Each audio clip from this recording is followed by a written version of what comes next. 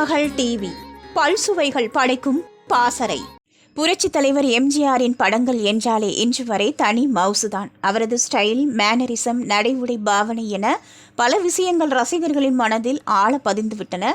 அவரை போல இளம் நடிகர்கள் கூட பலரும் ஸ்டைலாக நடித்து பார்ப்பார்கள். மேடை கலைஞர்கள் என்றால் சொல்லவே வேணாம். ஆடல் பாடல் என்றால் முதல் பாடலாக எம்ஜிஆர் போல வேடமிட்டு வந்து ஆடுவார்கள்.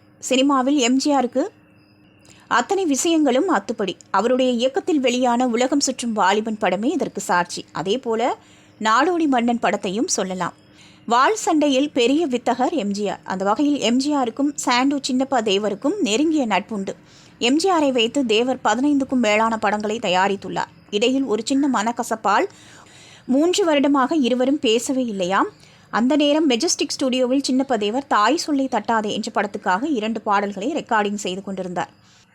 அந்த படத்தில் ஜெமினி கணேசனை நடிக்க வைக்க அப்போது பேச்சுவார்த்தையும் நடந்துள்ளது. அந்த சமயம் பார்த்து அங்கு வந்த எம்ஜிஆர் தேவரிடம் என்ன படத்துக்கென்ன ரெக்கார்டிங் நடக்குது என்று கேட்டுள்ளார். அதற்கு அவர் தாய் சொல்லை தட்டாதே படம் என்று எம்ஜிஆரிடம் சொல்கிறார். ஹீரோ யாருன்னு கேட்கிறார். இன்னும் முடிவாகவில்லை என்று கூறுகிறார்.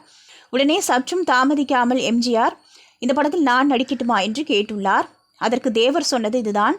அதுக்கென்ன, உங்களுக்கு இல்லாததா, நீங்கள் தாராளமாக நடிங்கன்னு சொல்லி உற்சாகப்படுத்தியுள்ளார். அதன்படி எம்ஜிஆரும் நடிக்க படமும் சூப்பர் ஹிட் ஆனது. அதன் பிறகு பிரிந்த நட்பும் மீண்டும் சேர்ந்தது. 1961 எம்.ஏ. திருமுருகன் இயக்கத்தில் எம்ஜிஆர் சரோஜா தேவி நடிப்பில் வெளியான படம் தாய் சொல்லை தட்டாதே. இந்த படத்தை சாண்டு சின்னப்பா தேவர் தயாரித்திருந்தார் என்பது குறிப்பிடத்தக்கது. திருமகள் டிவியை லைக் செய்து உங்கள் நண்பர்களுக்கும் ஷேர் செய்வதுடன் சப்ஸ்கிரைப் செய்து ஆதரவு தாருங்கள்.